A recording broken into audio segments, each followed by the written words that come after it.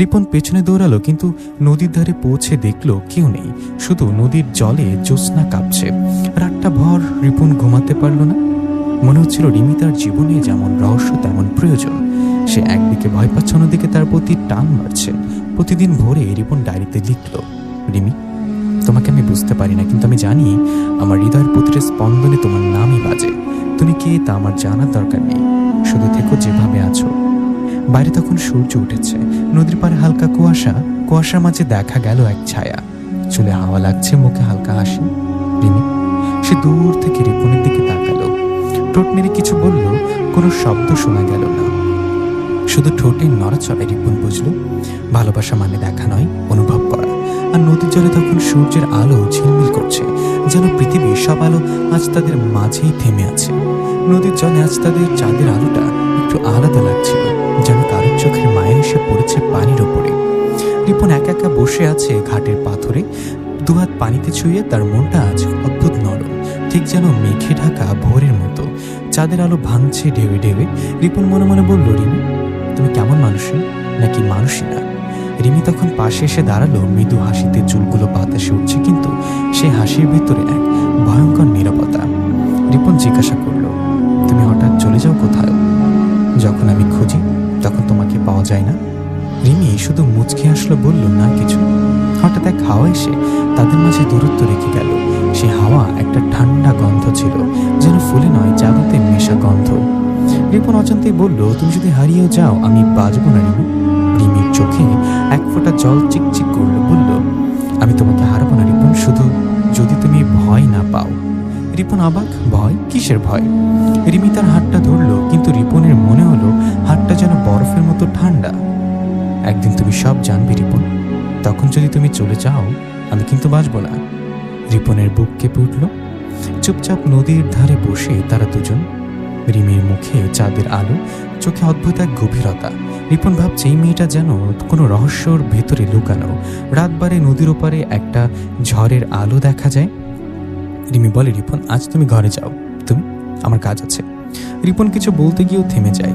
রিমি ধীরে ধীরে হেঁটে যায় অন্ধকারে, কিন্তু রিপন দেখলো রিমি যত দূরে যায় তার পায়ের নিচে যেন আলো জ্বলে উঠছে। রিপনের চোখ বড় বড় হয়ে গেল। সে নিজেই নিজেকে বলল, না, এটা আলোর প্রতিফলন ছিল না, তাই না? কিন্তু অন্তরের এক কোণ থেকে কোনো কেউ উত্তর দিল, না রিপন, ও মানুষ না। রাতের ঘুম আর হলো না রিপনের। রিমির হাসির সেই ঠান্ডা হাত আর সে আলো সবকিছু ঘুরে ঘুরে তার চোখে ভাসতে লাগলো। পরদিন সকালে রিপনের মা বলল, বাবা, কাল রাতে কি ছিল তোর সঙ্গে নদীর ঘাটে? লোকে বলছে কেউ তোর পাশে ছিল না নাকি? রিপন থমকে গেল। কি বললে মা? তোকে একা বসে থাকতে দেখেছে, তুই কার সাথে কথা বলছিস তা কেউ দেখেনি? রিপনের গলা শুকিয়ে গেল। সে বুঝলো রিমি তার কাছে কি ছিল, কিন্তু পৃথিবীর চোখে নয়। বিকেলে রিমি এলো আবার, এবার তার চুলে ফুলের গন্ধ। রিপন কিছু না বলে শুধু তাকিয়ে থাকলো। রিমি মৃদু এসে বলল, ভয় পেয়েছ? না, কিন্তু একটা প্রশ্ন। কি? তুমি কি সত্যি আমার জন্য এসেছ? রিমি একটু থমকে বলল, রিপন, তুমি জানো না তোমার একটা এক ফোঁটা অশ্রু আমার সারা আকাশ কাঁপিয়ে দেয়। রিপন চুপ। রিমির চোখে মায়া, মুখে রহস্য আর গলায় কষ্ট মিশে আছে। আকাশ তখন পূর্ণিমা। রিপন ভাবল হয়তো প্রেম মানে এটাই, একটা ছায়ার প্রেম, যার রং নেই তবু সব রং আর তার ভেতরে। কিছুটা সময় রাতটা শুরু হলো একটা মেঘের গর্জনে। আকাশ যেন রাগ করেছে কারোর উপরে। বাতাসে কাঁপছে গাছের ডাল, নদীর পানি ফুলে উঠেছে বুকে আগুন নিয়ে। রিপন সারাদিন কাজের পর ক্লান্ত, তবু মনটা অস্থির। রিমি আজ আসেনি। গত 3 দিন ধরে সে আসছে না নদীর ঘাটে, না বাস্তবে না স্বপ্নে। রিপন বুকের ভেতর ঝড় উঠছে রিপনের। রিমি, কোথায় গেলে তুমি? বাইরে ঝড়, কিন্তু রিপনের চোখে তার থেকেও ভয়ঙ্কর ভয়ঙ্কর অন্ধকার। বৃষ্টির পর্দা সরিয়ে সে বেরিয়ে পড়ল নদীর পাড়ে। চারিদিকে অন্ধকার, বিদ্যুৎ চমকে মাঝে মাঝে নদীর ঢেউ দেখা যায়। এক কণ্ঠ যেন কানে বাজে, রিপন। রিপন চমকে ঘুরে দাঁড়ালো।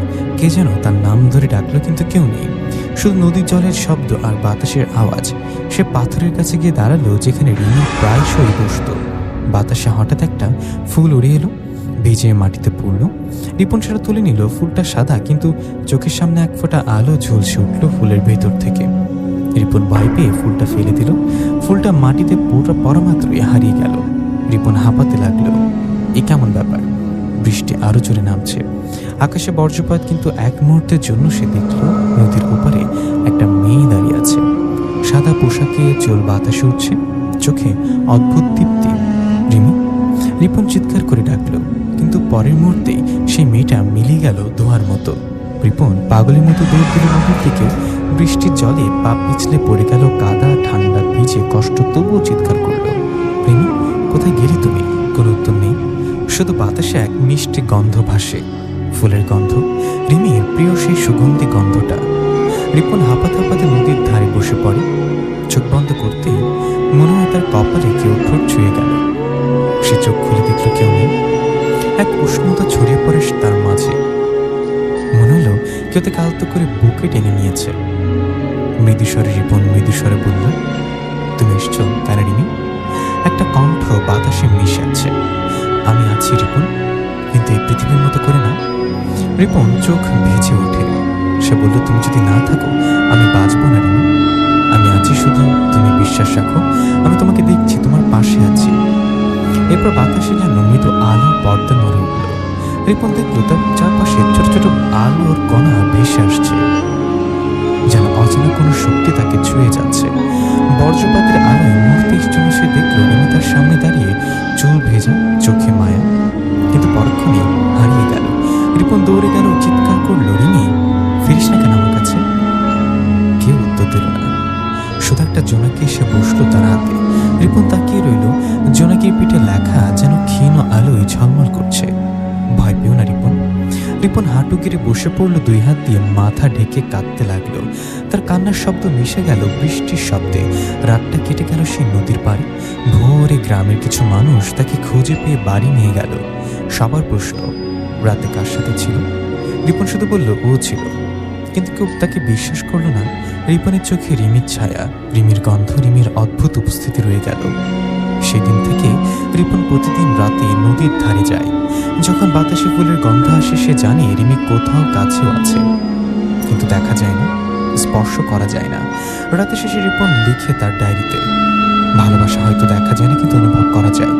আমি এক পরীর প্রেমে পড়েছি, যে হারিয়ে গিয়ে থেকেও আমার ভিতরে বেঁচে আছে। ভোরের আকাশে নীলাভ এক নরম আলো ছড়িয়ে আছে। রিপন নদীর ধারে বসে আছে, যেখানে রিমি হারিয়ে গিয়েছিল ঝড়ের রাতে। তার চোখে ঘুম নেই, মুখে ক্লান্তি, কিন্তু বুকের ভিতর কেবল এক নাম, রিমি। 3 দিন হয়ে গেছে রিমি নেই। রিপনের মনে হয় পৃথিবী থেকে শব্দ হারিয়ে গেছে। বাড়ির সবাই বলে রিপন হয়তো মাথায় সমস্যা হয়েছে রিপনের, কিন্তু রিপন জানে এটি কোনো ভুল নয়। রিমি সত্যি ছিল, আছে এবং থাকবে। আর আজ ভোরে নদীর জলটা খুবই অদ্ভুত লাগছে। ঢেউয়ের ভিতরে একটা